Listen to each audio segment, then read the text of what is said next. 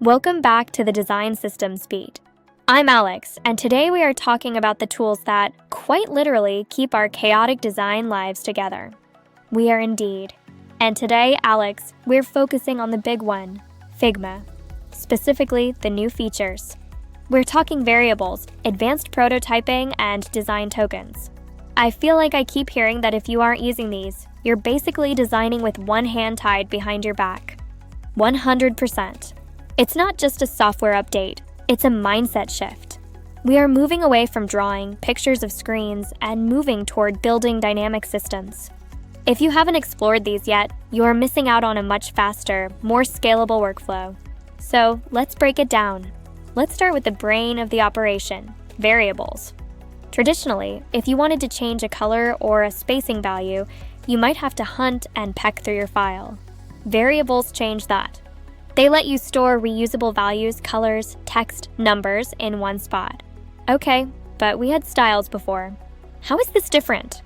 The magic word is modes. Variables allow you to switch between modes, like light mode and dark mode, instantly. Oh, that's huge. It's massive. Imagine you're designing a dashboard. In the old days, if you wanted to show a dark mode version, you'd duplicate every single frame and manually recolor them. Now, you set up your variables, flip the switch, and the whole design updates automatically. No duplicated frames. No inconsistencies. That sounds like it saves hours of busy work. Okay, so once we have that variable system, how does that feed into the next big update? Prototyping? This is where it gets fun. Figma's prototyping used to be just click button A, go to screen B. But now, we have logic and conditions. Meaning the prototype actually thinks? Exactly. You can make the prototype mimic real product behavior. For example, let's say you're designing a subscription flow. If a user selects the premium option, the prototype can know that. It can instantly update the price totals and show premium features without you needing to create a separate screen for every possible outcome. That's a game changer for user testing. Huge. Stakeholders don't have to guess how it works anymore. They can actually use it. Alright, let's talk about the foundation of all this. Design tokens. I feel like this is a buzzword people hear but might be afraid of. It sounds scary, but it's simple. Tokens just capture your decisions, your hex codes, your border radii, your padding, and turn them into reusable units. Figma has now unified variables and tokens into shared collections. Give us a real-world example of why this matters. Okay, imagine the rebranding nightmare. Your company decides their primary blue is now slightly more teal.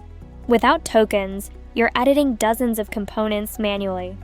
With tokens, you update that one token definition, and boom, the entire design system, every button, every header, updates automatically.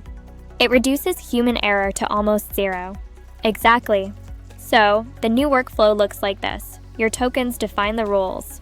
Your variables control the themes and logic, and your components connect it all together.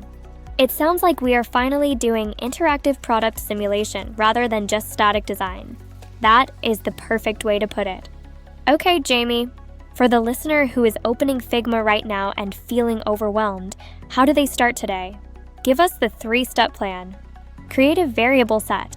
Just start with your basics, colors and spacing. Convert to tokens. Take those recurring styles you use and lock them in as tokens. Try conditional logic. Next time you prototype, try using a variable to change a state instead of duplicating a screen. Simple as that. These changes can double your speed if you just take the time to learn them. Absolutely. Go build something cool, everyone. Thanks for listening to the Design Systems Beat. We'll catch you in the next file.